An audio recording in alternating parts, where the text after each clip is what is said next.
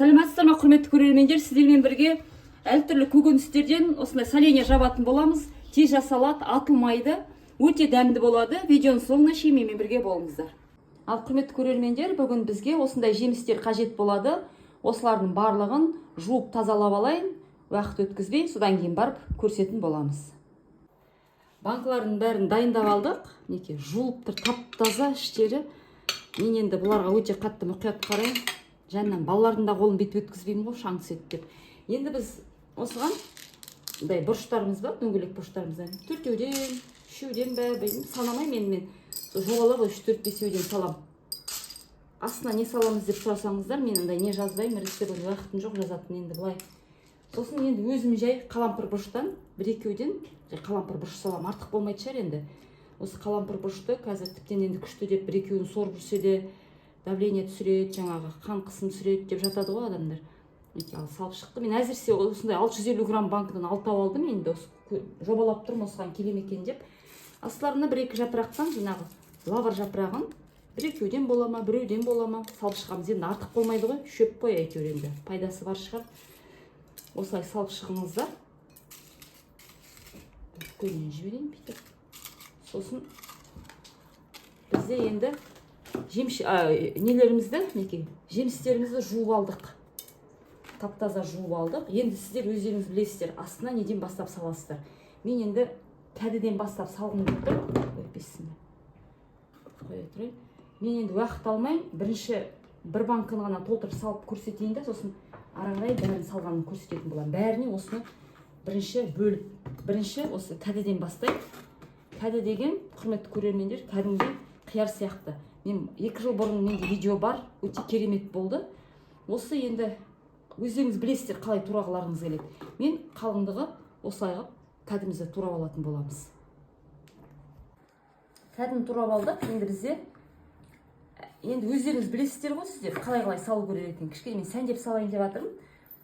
Бізде енді осындай кукурузымыз бар. Мен алтауға осылай алтау қылып бөлем. Көп болса жетпей қалатындай болса, онда қазір көреміз. Қатты екен. Осының барлығын турап алайық. Содан кейін бар кезекпен кезек осы банкамызға салып отыратын боламыз. Видеом ұзақ болып кетеді шығар деп ойлап тұрмын. Біреуін сіздерге салып көрсетейін, сосын қалғанын өзім сала беретін болам ғой енді. Барлығын осылай турап алу керек енді. Оған уақыт кетейін деп тұр. Бірінші кәдімізден бастайық. Мінекей. 5 деп кәділерімізді салып шығамыз. 2-еуден саласыздар ма, 3-еуден саласыздар ма? Кәді деген, бұл қараңыздаршы не? Шіркей жеуге де болады. Өте дәмді, ешқандай бір артық бір дәмі жоқ. Кәдімде қияр жеп жатқан сияқты боласыздар. Былтыр ұзап едім, маған ұнап қалды. Кәді деген текке қалмайды. Негізі кішкене қуырып тамаққа салса да өте дәмді. Сондықтан мен көбірек қылып салып жатырмын. Бізге ұнағаннан кейін. Отбасыма да ұнады. Сондықтан да көбірек салам. Осы жетіп жатыр. Өзінде тұздауға болады. Әдемлеп ыңғайлетіп салып алыңыздар, чтобы орын алмайтындай. Осылай. Енді бір әдемі қылып бүйтіп бір жағына қызыл бұрыштан, осылай тәтті бұрыштан осылай салып шығуға болады. Ну, кішкентай қылып бөлсеңіздер де болады, өздеріңіз білесіздер. Осылай. Салып шығыңыздар. Жетпей қалдым. Үстіне де қазір қалып қоймайтындай араластырып салатын боламыз. Сәбізімізді енді әрқалай турайды ғой. Мен кішкене мынандай ирекпен турағым келіп тұр. Былай. Ойлап қалмаңыздар, осы сәбіз жегенде онша болмайды екен деп. Сіздер көріңіздерші осыны тұздап. Кәдімгі жегенде күтір-күтір етіп, тісіміз бар ғой енді жастарға. Керемет өте. Осы кәділерімізді, сәбіздерімізден де өйстіп саламыз. Барлығын осылай турап 1-2 банканы көрсетейін, сосын ары қарай өзім сала беретін боламын. Біз пияз салдық, кукурузымызды салдық, жүгерімізді. Енді бізде ащы бұрыш бар. Ащы бұрышымыздан енді көп болмайды, енді қорықпаңыздар. Мен кезінде үйде ащы бұрыш көп болған кезінде, мен сол текке қалмасын деп бір тұздап жүргенде кезім болған. Бірақ жаман болмайды. Кәдімдей қияр сияқты болып шығады екен. Егер де қалып қойып жатса, солай тұздауға да болады. Әрқайсысына осылай жаңағы пияздарымызды салып шықтық, соңынан тағы алып қалайын, үстін жағына салып жіберетін деп. Бірақ негізі бір-бірдеп салып шықтым, бөліп. Енді салдық, сәбіз салдық. Енді бізде осындай салаттан қалған менде көп емес енді. Сіздер айтасыздар осы қыс бастайын астадық салат деп. Енді барынша үйде қолда не бар, соны пайдаланған жақсы көрем. Негізі барын жуып алдық қой, бір-бірдеп мінекей. Черри помидорынан болса екеуден салуға болады. Жарына тигізіп, сұлу болсын десеңіздер, жарына қарта тигізіп, әдемілепті сұлу салуға болады. Сосын бізде жаңағы тәтті бұрыштарымыз бар ғой. Тәтті бұрыштарымызды аямай барлығына салып шығайық. Қызарып әдемі түс беретін болады. Жаңада салдық қой, енді артылып қалғандарын әде алғаннан кейін салып жүрейін деп жатырмын. Сосын бізде неміз бар, қиярымыз бар. Бұлардың көбі үйдікі, жүгері үйдікі, сәбізіміз үйдікі. Енді осы қиярымызды ойлап тұрмын, тоже дөңгелек қылып турайын. Өте үлкен қылмай, жаңағы кәдіміз сияқты қылып. Не бар? Жүгері, пияз, сәбіз, қызанақ, тағы не бар мына жерде? Тәтті бұрышымыз бар. Чеснок, вот чеснок салуға астына ұмытып кеттім, құрметті көрермендер. Ал мені сарымсақ салуға ұмытып кеттім десем не дейсіздер?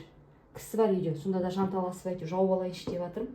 Сіздерге бір видео болсын, маған өзіме бір тоже видео болсын деп салып жатырмын. Қазір сарымсақ саламыз. Сарымсақты ұмытып кетіппін. Қазір салып жүретін боламын, ештеңе етпейді. Сарымсағымызды ашып тазартып алдық. Әзірше әрқайсысына бір-бірдеп салып шығайық. Сосын бетіне тағы біреуін салып жүреміз. Неше салдым? Мынаны салдым ба? Неке.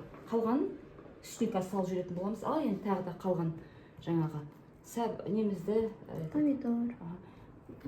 Осы барлығын осылай әрқайсысына үстіп салып дайын болғанда көрсетемін. Құрметті көрермендер, бізде осындай аскөктеріміз бар. Мен кептіріп аламын, осылай қысқа деп сақтаған. Осындай болса, егерде болмай жатса, мындай жаңадан етілген алынған осындай неміз бар. Бөлемізді укропымыз. Осыны қазір беттеріне салып жүреміз. Егерде болмай жатса, осындай укроп салуға болады. Қараңыздар, құрметті көрермен, ауылдан осылай кептіріп қоям, осылай қылып.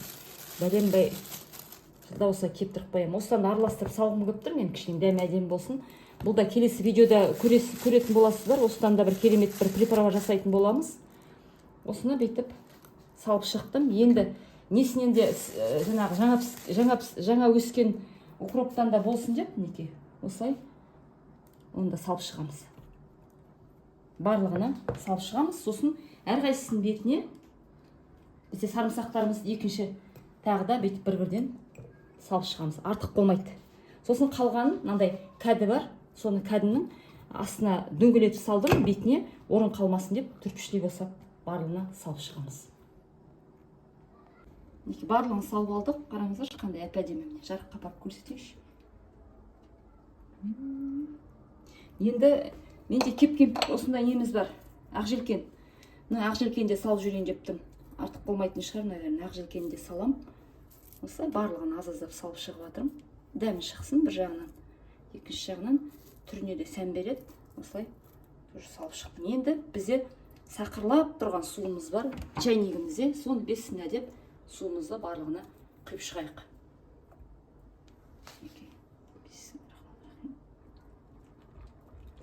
Банкымыз жарылып кетеді деп қорықпаңыздар. Осылай барлығына да құйып аламыз. Осылай ыстық суды құйып алып, енді өздерінің қақпақтарды жаңа ыстық сумен тағы да бір шайдым.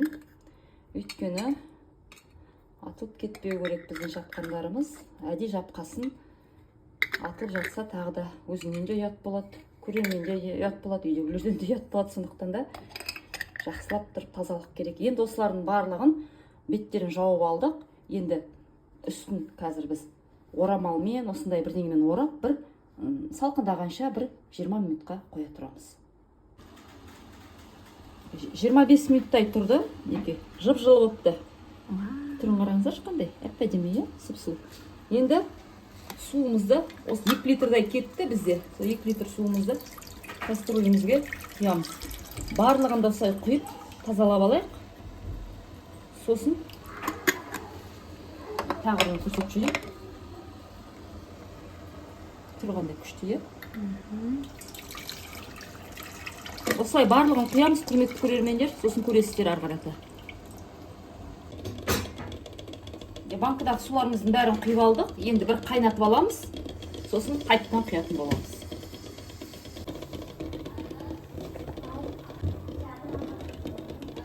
Суымыз қайнады. Банкаларымыздың крышкасын ашамыз да суды барлығына құйып шығамыз. Өз 2 литрдай су кетеді екен. Мынау банкалары 650 граммнан айтып қояйын. Қазір дозын андай-мұндайларын салған кезінде айтам, әзірше. Тағы да осылай барлығына құйып, қақпақтарын жауып, тағы да бір 20 минутқа бетін жауып қоя тұрамыз. Ал неке екіншісін тағы да жаңағыдай кастрюлемізге бесіне деп құямыз.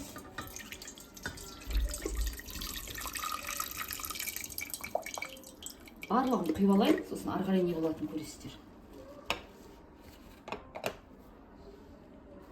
Бізде 650-670 миллиграммнан екен банкалар үлкендіктері. Мен 2 ас қасықпен 2 ас қасық тұз салам. Енді сіздер дәміне қарай өздеріңіз көріңіздер. Сосын шай қасықпен 2 қасық толтырмай уксус құям. 70%-лық. 9%-лық да болады, оны бірақ үлкен қасықпен құюға болады. Мінекей. Енді 1 қасық қант саламыз. Осын жақсылап бұлғап аламын да мен. Осын дәм көрем қазір. Қалай болады екен. Мүмкін тұз аздау болса, кішкене тұз салып жүрем. Өйткені мен үлкен банкаларға жапқаннан кейін мен үстіп шатысып қалам кейбір кезде. Но бірақ дәмін осылай көретін боламыз. Бісміллә. Әдемі. Ну, кішкентай ғана тұз салып жүруге болады. Ну, бірақ жарапта қалады деп ойлап тұрмын. Шамалы ғана.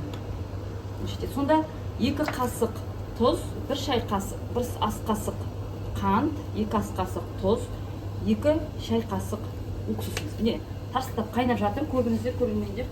Егер де кішкене тәттілеу қылған жақсы болады екен десеңіздер, кішкентай қантты көбейтуге болады. Бірақ маған сол жетіп жатыр. Енді банкаларымыздың крышкасын ашып, қақпақтарын ашып, осы қайнап жатқан суымызды сөндіре қойып.